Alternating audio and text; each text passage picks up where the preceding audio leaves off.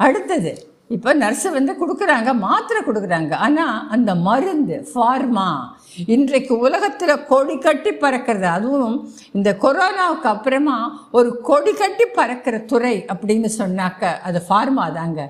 உலகம் முழுக்க நாம் இங்கேருந்து நிறைய கொரோனாவுக்கு மருந்து அனுப்பிச்சோம். இன்றைக்கானா எல்லாருமே விழிச்சுட்டாங்க. இனிமேல் நம்மளுடைய மக்களுடைய நலன் முக்கியம் அப்படிங்கிறதுனால அந்த ஃபார்மா துறை அப்படிங்கிறது ரொம்ப பெரிய அளவில் வளர்ந்துருக்கு. ஸோ அந்த ஃபார்மா துறையில் ஃபார்மசி, டிப்ளமா இன் ஃபார்மசி, நீங்கள் அதை படித்து முடிச்சுட்டு நீங்கள் அது போர்டு போட்டுட்டிங்கன்னா நீங்களே வந்து ஒரு ஃபார்மசி தனியாக திறக்கலாம். Pharma, bachelor of pharmacy. அது அடுத்தது.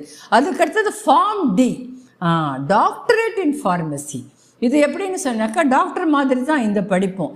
இவங்க வந்து இவங்களுக்கும் 5 வருஷம் படித்து முடிச்சுட்டு, அதாவது மருந்துகளை பற்றின படிப்பு முழுக்க முழுக்க முழுக்க எந்த வியாதிக்கு என்ன மருந்து,